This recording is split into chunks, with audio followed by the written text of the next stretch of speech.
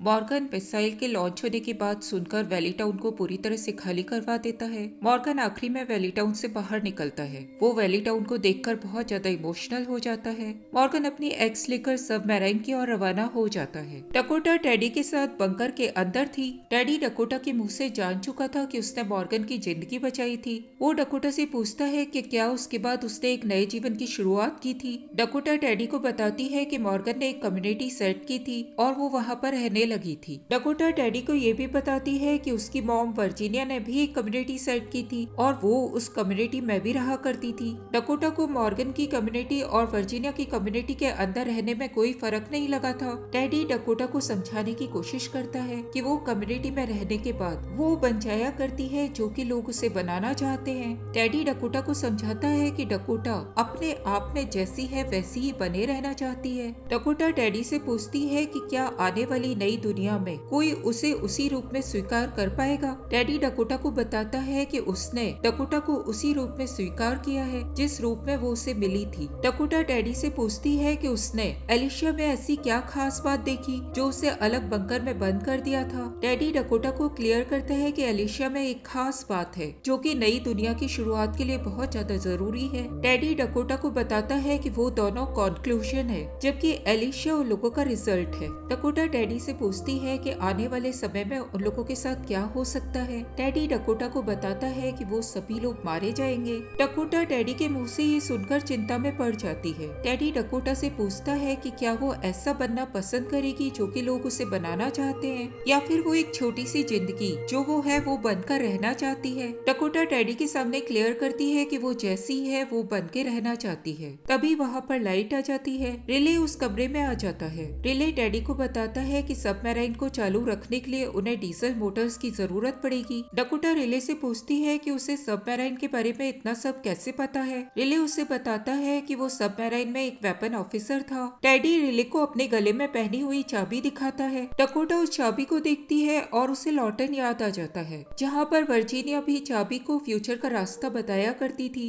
Dakota teddy से पूछती है कि क्या रिले और उसके सभी फॉलोअर्स को पता है कि वो सभी मर जाने वाले हैं। टेडी डकोटा को बताता है कि उन सभी लोगों को अपना फेट पता है। टेडी डकोटा को बताता है कि वो सभी लोग इस बारे में जानते हैं। डकोटा टेडी से पूछती है कि उसके इतने फॉलोअर्स किस तरह से बन गए थे। टेडी डकोटा की इस बात पर हंस देता है और उसे कहता है कि फॉलोअर्स बनाना मुश्किल नहीं होता, बस लोगों को उसके ऊपर विश्वास कराना होता है जिसके ऊपर वो विश्वास करना चाहते हैं और वो उस विश्वास के साथ मरने के लिए तैयार भी हो जाते हैं। मॉर्गन सभी लोगों के साथ सबमरीन पहुंच जाता है। वो एक फ्लेयर जलाकर सबमरीन की डेप्थ को चेक करता है। ग्रेस मॉर्गन को सबमरीन के अंदर जाने से पहले एक डॉसिमीटर दे देती है और उसे उसकी रेंज चेक करते रहने के लिए कहती है। शेरी ल्यूसियाना से कांटेक्ट करती है और उससे बंकर की पोजीशन के बारे में बात करती है। ल्यूसियाना उसे इन्फॉर्म करती है कि वो लोग नेवल बेस से कुछ ही माइल्स की दूरी पर हैं। ल्यूसियाना को एक जगह पर बहुत सारी एसयूवी दिखाई देती है। ल्यूसियाना शेरी को इसके बारे में इन्फॉर्म करती है और वो शेरी को बताती है कि उसे ऐसा लगता है कि वो लोग सबमरीन के अंदर पहले से पहुंच चुके हैं जो उनको सर्च पार्टी की चिंता होती है। ड्वाइट को ऐसा लगता था कि मिसाइल की लॉन्चिंग के बाद सबमरीन एक ऐसी प्लेस रहेगी जो कि उन लोगों के लिए सेफ होगी। मॉर्गन सबमरीन के अंदर उतर जाता है। ग्रेस मॉर्गन को लगातार डॉसिमीटर की रीडिंग चेक करते रहने के लिए कहती है। मॉर्गन ग्रेस को बताता है कि डॉसिमीटर की रीडिंग में कोई भी चेंज नहीं आया है। ये सुनकर ग्रेस को आश्चर्य होता है। मॉर्गन जैसे ही सबमरीन के अंदर उतरता है एक जॉम्बी उसके ऊपर अटैक कर देता है। जून ऊपर से उस जॉम्बी को शूट कर देती है। ग्रेस को मॉर्गन से पता चलता है कि डॉसिमीटर की रीडिंग सेम है। उसे डॉसिमीटर के वर्क करने के ऊपर डाउट होने लग जाता है। वो भी सबमरीन के अंदर उतरने लग जाती है। सर्च पार्टी नेवल बेस पे पहुंच चुकी थी। वो लोग इन लोगों से रेडियो पे कांटेक्ट करते हैं और उन्हें बताते हैं कि वहाँ पर जो बुक्स है वो पूरी तरह से डिस्ट्रॉय हो चुकी हैं। ग्रेस मॉर्गन के पास पहुंचकर डॉसिमीटर की रीडिंग को चेक करती है। ग्रेस को ऐसा लगता है कि अंदर का रेडिएशन लेवल डबल होना चाहिए था।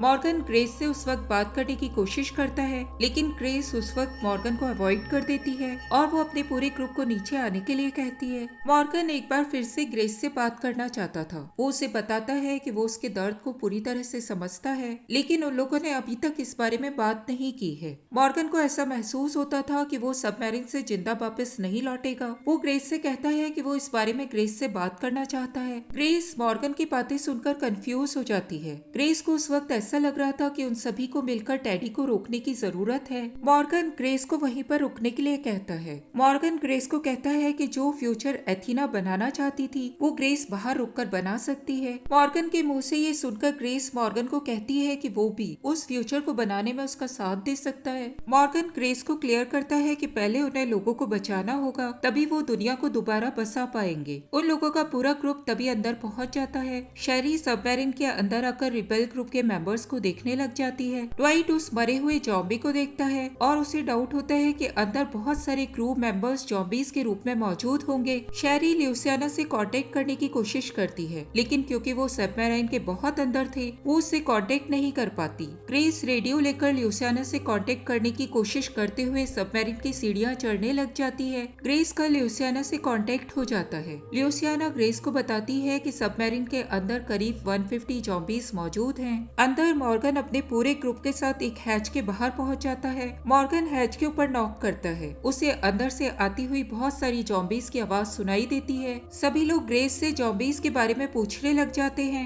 जैकब उन लोगों को बताता है कि अगला रूम मिसाइल कंपार्टमेंट है। मॉर्गन उस हैच के अंदर जाने के लिए तैयार हो जाता है और बाहर मौजूद सभी लोगों को कहता है कि वो जॉम्बीज का ध्यान रखें, जो कोई भी बाहर आए वो उसे मार दें। जून मॉर्गन के अकेले अंदर जाने पर ऑब्जेक्शन करती है, लेकिन मॉर्गन कहता है कि वो अकेला ही इन सब के लिए काफी है और किसी की जान को जोखिम में डालने की जरूरत नहीं है। मॉर्गन ने डकोटा के लिखे हुए नोट को गिरा दिया था, जिसे कि स्ट्रेन ने पढ़ लिया था। स्ट्रेन मॉर्गन को उस नोट के बारे में इंडिकेट करता है और वो उससे पूछता है कि क्या मॉर्गन यही करना चाहता था। स्ट्रेन मॉर्गन को वार्न करता है कि उसे डकोटा के एहसान को चुकाने की जरूरत नहीं है, लेकिन मॉर्गन उसे अश्योर करता है कि वो जॉम्बी से निपटना जानता है। स्ट्रेन मॉर्गन को बैकअप देना चाहता था, लेकिन मॉर्गन स्ट्रेन को बताता है कि एलिशिया ने उसे इस सिचुएशन के लिए तैयार रहने के लिए बता दिया था। सर जॉन भी मॉर्गन को ज्वाइन करने के लिए कहते हैं। वो उसे कहते हैं कि उनके आगे पीछे कोई भी नहीं है और वो टेडी के इस प्लान को सक्सेसफुल नहीं होने देगा। मॉर्गन हैच को ओपन कर देता है और वो अंदर जाकर जॉम्बीफाइड क्रू मेंबर्स को मारने लग जाता है। मॉर्गन को अंदर रेडिएशन लेवल थोड़ा बढ़ा हुआ दिखाई देता है, लेकिन वो उसे टॉलरेट कर लेता है। मॉर्गन के ग्रुप के सभी लोग हैच के अंदर आ जाते हैं। सर जॉन टेडी के फॉलोवर्स को रोकने के लिए दरवाजे को बंद कर देते हैं। स्ट्रेन का मानना था कि इस वक्त उन लोगों को वायर्स के साथ छेड़खानी नहीं करनी चाहिए, क्योंकि वो लोग वायर्स के बारे में ज्यादा कुछ नहीं जानते हैं और सबमरीन के अंदर फंस सकते हैं। ड्वाइट डाउट करता है कि टेडी को मिसाइल की लॉन्चिंग के बारे में कुछ जानकारी होगी कि नहीं होगी। सर जॉन ड्वाइट को टेडी को अंडर एस्टिमेट न करने के लिए कहते हैं। मॉर्गन को ऊपर के डेक से आती हुई बहुत सारे जॉम्बीज की आवाज सुनाई देती है। ग्रेस उन लोगों से इमरजेंसी कम्युनिकेशन सिस्टम से कांटेक्ट बनाए हुए थी।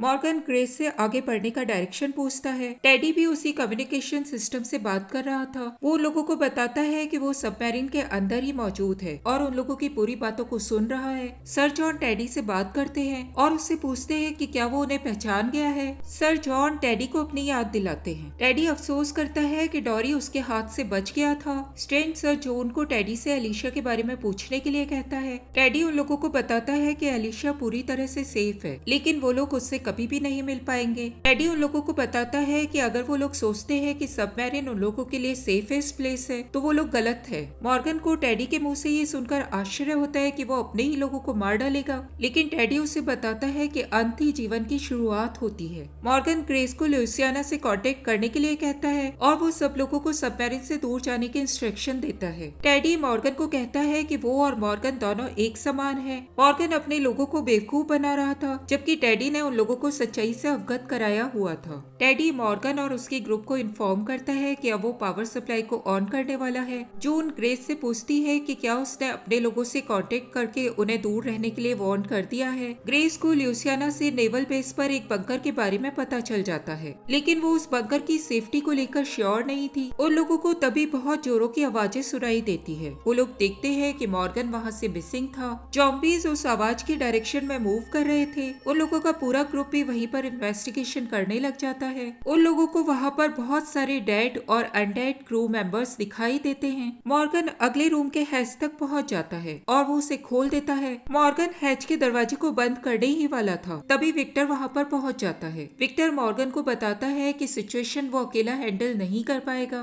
मॉर्गन जॉम्बीज को हैच के पास आते हुए देखता है। वो स्टेंट को अंदर करके हैच के दरवाजे को बंद कर देता है। मॉर्गन विक्टर को अंदर आने के लिए वार्न करता है। मॉर्गन नहीं चाहता था कि किसी और की जान उसके कारण जाए। स्ट्रेंड एक बार फिर से मॉर्गन को वार्न करता है कि उसे इतना रिस्क नहीं लेना चाहिए। मॉर्गन स्ट्रेंड को क्लियर करता है कि वो अपने लोगों को एक एंड से दूसरे एंड की ओर लेकर जा रहा था और अब जब वो उनका भविष्य अच्छा बना सकता है तो वो उसे बनाने की पूरी कोशिश करेगा। मॉर्गन को स्ट्रेंड के वहां होने के ऊपर आश्चर्य होता है। वो उससे एलिशिया के उस क्वेश्चन के बारे में बात करता है जो कि उसने लॉन्च में पूछा था। एलिशिया ने विक्टर से पूछा था कि क्या वो अपने लिए जी रहा है या दूसरों के लिए। विक्टर मॉर्गन को उस वक्त बताता है कि वो दूसरों के लिए जी रहा था और वो चाहता था कि एलिशिया भी इसके बारे में जाने। मॉर्गन स्ट्रेंड की इस बात को एक्सेप्ट करता है। मॉर्गन स्ट्रेंड को अपना साथ देने के लिए कहता है। मॉर्गन अपने डोसीमीटर को देखता है, उसे उसकी रीडिंग बढ़ी हुई दिखाई देती है। उन लोगों को अपने सामने टैडी का एक फॉलोवर दिखाई देता है जो कि रेडिएशन की पॉइजनिंग के कारण रिएनिमेट हो गया था। स्ट्रेंड उसे मारना चाहता था लेकिन मॉर्गन उसके रेडिएशन लेवल को देखते हुए उसे मारने से मना कर देता है। वो लोग नाइफ के ऊपर एक बैग को लपेटकर उस जॉम्बी को मार डालते हैं। मॉर्गन आगे के हैच के दरवाजे के पास पहुंच जाता है। वो अपने डोसीमीटर को चेक करता है। उसके डोसीमीटर की रीडिंग बहुत ज्यादा थी। उन लोगों को डीजल इंजन के स्टार्ट होने की आवाज सुनाई देती है। मॉर्गन ग्रेस से कांटेक्ट करके उसे वहां के रेडिएशन लेवल के बारे में बता देता है। ग्रेस मॉर्गन को वार्न करती है कि वो रेडिएशन लेवल बहुत ज्यादा खतरनाक है और उससे उनकी जान भी जा सकती है। मॉर्गन उस रेडिएटेड रूम के अंदर जाने के लिए अपने आप को तैयार कर लेता है। स्ट्रेंड मॉर्गन को कहता है कि वो लोग दूसरा रास्ता अपना सकते हैं। स्ट्रेंड मॉर्गन को अपर डेक से होते हुए आगे बढ़ने के लिए कहता है। मॉर्गन स्ट्रेंड की बात को मान लेता है और वो लोग लैडर से ऊपर के डेक पर पहुंच जाते हैं। अपर डेक पे उन दोनों को बहुत सारे जॉम्बीज दिखाई देते हैं जो कि एक बैरिकेड के पीछे थे। उन लोगों को वहीं पर एक हैच दिखाई देता है जिसका दरवाजा खुला हुआ था। उन लोगों को तभी पावर के बैक ऑन होने की आवाज सुनाई देती है। मॉर्गन समझ जाता है कि वो लोग लॉन्चिंग के करीब हैं। तभी उस खुले हुए दरवाजे से जॉम्बीज का बहुत बड़ा ग्रुप बाहर आ जाता है। मॉर्गन को वहीं पर एक लॉकर के ऊपर बना हुआ रिले का फोटो दिखाई देता है। मॉर्गन समझ जाता है कि रिले एक क्रू मेंबर था और टेडी उसी के हेल्प से मिसाइल्स को लॉन्च कर रहा था। मॉर्गन को बाहर निकलने का कोई भी रास्ता दिखाई नहीं देता। स्ट्रेंड और मॉर्गन आपस में नीचे उतरने के लिए बहस करने लग जाते हैं। तभी बैरिकेड टूट जाता है और जॉम्बीज फ्री हो जाते हैं। स्ट्रेंड रियलाइज करता है कि एलिशिया ने कभी भी उसके ऊपर भरोसा नहीं किया था। वो हमेशा मॉर्गन के ऊपर ही ट्रस्ट किया करती थी। स्ट्रेंड तुरंत ही मॉर्गन के वेपन को अपने हाथ में ले लेता है और उसके एक्स के पार्ट को तोड़कर जमीन के ऊपर फेंक देता है। स्ट्रेंड मॉर्गन को जॉम्बीज के सामने धकेल देता है। मॉर्गन उन जॉम्बीज का सामना करने लग जाता है और स्ट्रेंड उसके बगल से होते हुए हैच के अंदर घुस जाता है। स्ट्रेंड कंट्रोल रूम के अंदर पहुंच जाता है। उसे वहां पर डकोटा दिखाई देती है। स्ट्रेंड को डकोटा गन पॉइंट पे ले लेती है और उसे वेपन डाउन करने का इंस्ट्रक्शन देती है। डकोटा स्ट्रेंड को क्लियर करती है कि टेडी उसे वो दे सकता है जो कि वो लोग नहीं दे पाए थे। स्ट्रेंड डकोटा को समझाने की कोशिश करता है कि वो गलती कर रही है लेकिन डकोटा उसकी कोई भी बात नहीं सुनती। डकोटा वहां मौजूद कम्युनिकेशन सिस्टम को ऑन कर देती है और मॉर्गन के ग्रुप से कनेक्ट करके उन्हें बताती है कि वो लोग फ्यूचर के बारे में कुछ भी नहीं जानते। डकोटा उन लोगों को बताती है कि अगर वो उन लोगों के साथ रहती तो वो नहीं रहती जो कि वो थी। डकोटा उन सभी लोगों को समझाने की कोशिश करती है कि मॉर्गन जिस दिशा में उन्हें ले जा रहा था वो गलत था। स्ट्रेंड डकोटा की इन बातों को अपोज करता है लेकिन डकोटा स्ट्रेंड से पूछने लग जाती है कि क्या वो भी मॉर्गन के ही समान बनना चाहता है और उसके बनाए हुए रूल्स को फॉलो करना चाहता है। स्ट्रेंड उसकी इन बातों को कोई भी जवाब नहीं देता। डकोटा स्ट्रेंड को क्लियर करती है कि इसीलिए उसने मॉर्गन को मार दिया था। डकोटा के मुंह से मॉर्गन के बारे में जानकर ग्रेस डर जाती है। डकोटा सभी लोगों को बताती है कि स्ट्रेंड जैसे लोग इस दुनिया में मौजूद हैं, इसीलिए इस दुनिया को खत्म होने की जरूरत है। स्ट्रेंड सभी लोगों को डकोटा की बात न सुनने के लिए कहता है। डकोटा उस वक्त जॉन को याद करती है और वो मानती है कि जॉन सही कह रहा था कि दुनिया उसके मतलब की नहीं है। स्ट्रेंड डकोटा को समझाने की कोशिश करता है कि टेडी उन सभी लोगों को मार डालेगा। डकोटा स्ट्रेंड को क्लियर करती है कि वो सभी लोग एंडिंग है। डकोटा स्ट्रेंड को ये भी बताती है कि टेडी ने एलिशिया को बिगनिंग के लिए चुन लिया है। डकोटा स्ट्रेंड को गोली मारने ही वाली थी तभी मॉर्गन वहाँ पर पहुँच जाता है और उसके ऊपर अटैक कर देता है। डकोटा से गोली चल जाती है और स्ट्रेंड घायल हो जाता है। मॉर्गन की को देखता है और उसे याद आता है कि उसने ग्रेस और उसकी बेबी को बचाने के लिए उस की को रिले को हैंडओवर कर दिया था। मॉर्गन तुरंत ही कम्युनिकेशन सिस्टम से ग्रेस से कांटेक्ट करता है और उसे अपने सेफ होने के बारे में बता देता है। मॉर्गन इसके बाद टेडी से बात करने लग जाता है। स्ट्रेंड मॉर्गन से बात करना चाहता था लेकिन मॉर्गन स्ट्रेंड को उस वक्त इग्नोर कर देता है और उसे बाद में बात करने के लिए कहता है। मॉर्गन अपनी टूटी हुई एक्स स्ट्रेंड को पकड़ा देता है। कंट्रोल रूम से रिले टेडी को इन्फॉर्म करता है कि मिसाइल लॉन्चिंग में अब सिर्फ 2 मिनट ही बचे हैं। टेडी रिले को एश्योर अश्योर करता है कि अब वो दुनिया में वापस लौट कर आएगा और अपनी फैमिली से मिलेगा। टेडी इसके बाद डकोटा से कांटेक्ट करने की कोशिश करता है, लेकिन उसे डकोटा का कोई भी रिस्पॉन्स नहीं मिलता। टेडी रिले को जल्दी करने के लिए कहता है। मॉर्गन कंट्रोल रूम के दरवाजे को की कार्ड से खोलने की कोशिश कर रहा था। मॉर्गन ने वो की कार्ड ज़ॉम्बी ऑफिसर से लिए थे। कंट्रोल रूम के अंदर टेडी और रिले दोनों ही मिसाइल को लॉन्च करने की पूरी तैयारी कर लेते हैं। मॉर्गन का आखिरी की कार्ड वर्क कर जाता है और वो स्ट्रेन के साथ कंट्रोल रूम के अंदर आ जाता है। रिले जैसे ही उन दोनों को अंदर आते हुए देखता है, वो टेडी को चिल्लाकर ट्रिगर दबाने के लिए कहता है। टेडी तुरंत ही मिसाइल के ट्रिगर को दबा देता है। मॉर्गन टेडी को वहाँ से हटा देता है और स्ट्रेन रिले को गन पॉइंट पे ले लेता है, लेकिन मिसाइल तब तक लॉन्च हो चुकी थी। सबमरीन बहुत बुरी तरह से हिलने लग जाती है। मॉर्गन टेडी से लॉन्चिंग को रोकने के लिए कहता है। टेडी मॉर्गन को बताता है कि ऐसा करना इम्पॉसिबल है। मॉर्गन का पूरा ग्रुप सबमरीन से निकलने लग जाता है। सभी लोग ग्रेस को अपने साथ चलने के लिए कहते हैं, लेकिन ग्रेस मॉर्गन को वहीं पर छोड़कर जाने के लिए तैयार नहीं होती।